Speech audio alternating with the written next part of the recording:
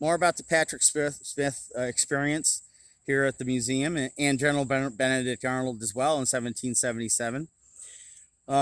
Rick Henderson writes, Dr. George Mateague Smyth, Maonteague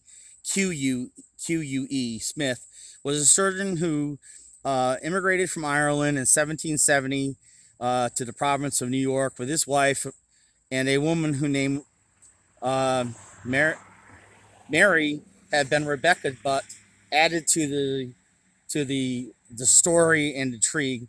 Apparently, a Rebecca was could have been, some historians believe, could have been Mr. Smith's um, confidant or whatever. We're not going to speculate, but that's kind of what it's leaning to.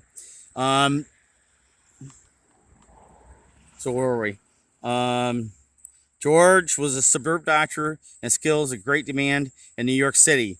George and Rebecca had two sons, Terrence and Thomas. 5 years later, George moved just south of Lake George to Fort Edward, which is right around the corner, to join his brother Patrick.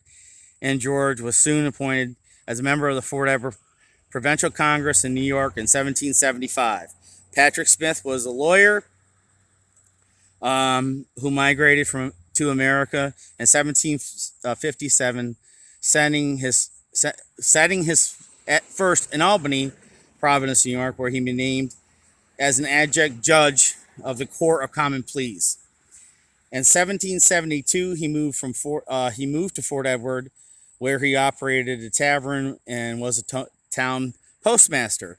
He lived in a grand home known as the Old Fort House and acquired several parcels of land, and some brought from prominent Yankee judges one named Philip Schuyler. And as you've known, we've done quite extensive research, and we've done a documentary on the Philip Schuyler House. You can look back at that for the research and for the historical sources that I always post with my videos. Colonel Adiel Sherwood. Colonel Sherwood was born on December 25th, 1749, and died December 14th, 1824.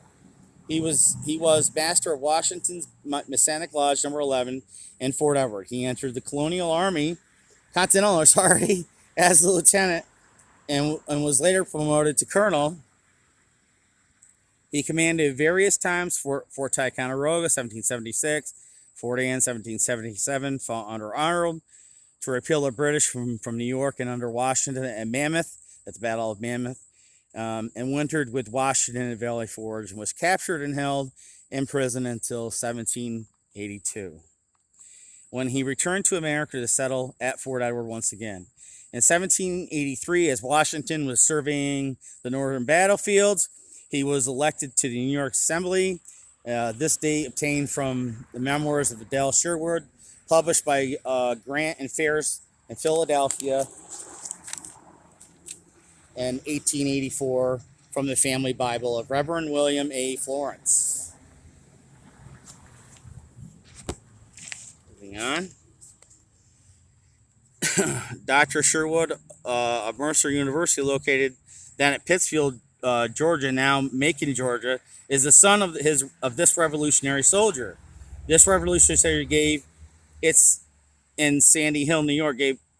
This reverend soldier is in Sandy Hill, New York, and the inscription on the headstone is as follows: in memory of Colonel Adiel and Sarah Sherwood, born December 25th, 1749, in Washington, Connecticut, a captain of Revolutionary War, taken prisoner at Fort Anne, October 10, 1780. Died December 1821.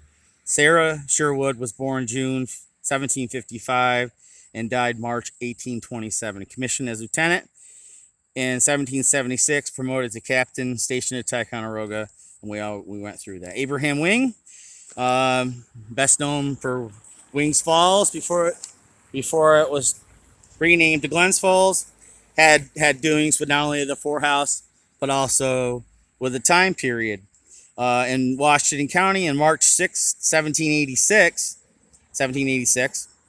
this day personally he appeared above in the name of Abraham Wing and made affirmation to the truth above before me. Adiel Sherwood PE number 2, affirmation of Abraham and Benjamin Wing concerning grain and hay that he had been housing.